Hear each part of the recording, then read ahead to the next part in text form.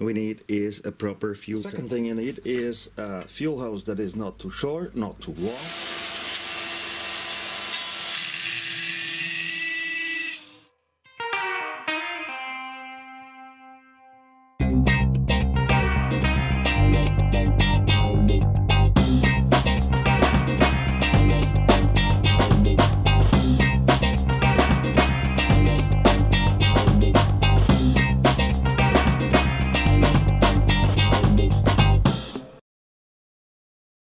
Fuel supply.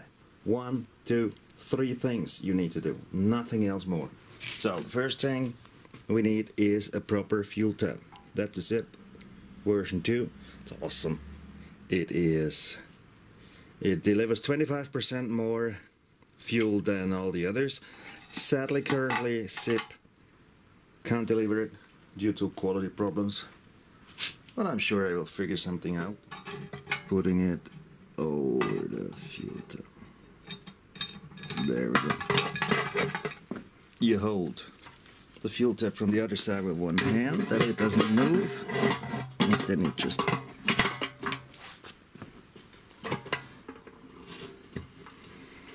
tighten the screw nut inside. Not too much, but pretty. Not too much.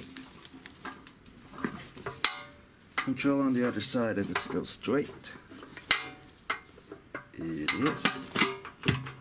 And then tighten.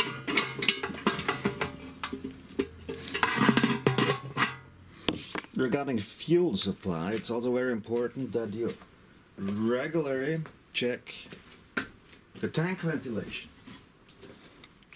These openings in the lid, just blow through it.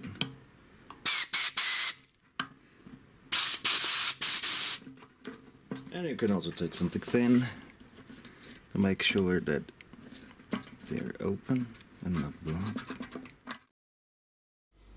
The second thing you need is a fuel hose that is not too short, not too long, and that cannot buckle. Look at this, it doesn't buckle. The length without oil tank is 55 centimeters.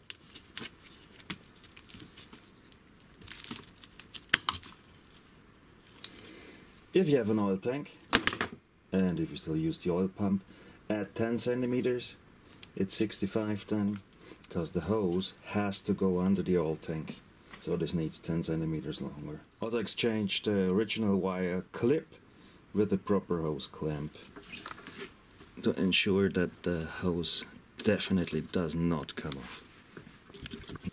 And how does this 55 centimeter hose look when everything is mounted? It looks like this.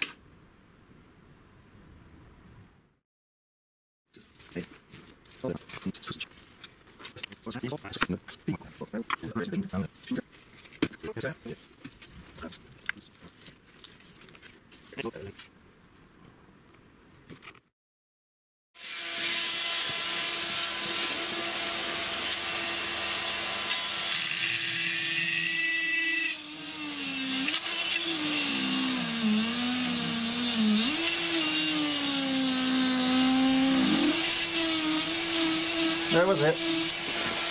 You really feel after some resistance where you drill that you fall into a bigger room, and that's when you should stop.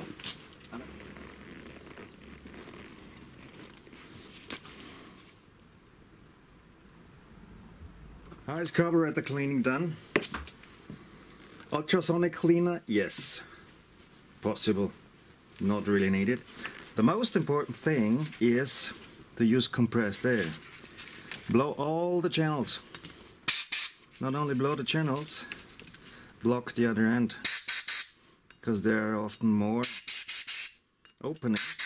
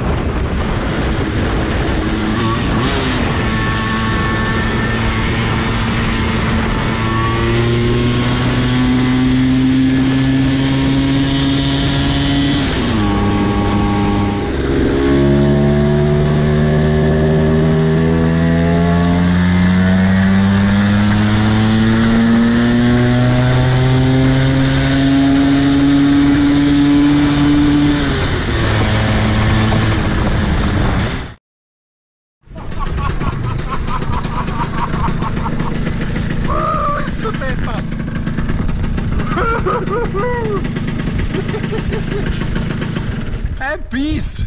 Sorry, ja. Bist du deppert, ist das ein Biest jetzt? Bottom of the air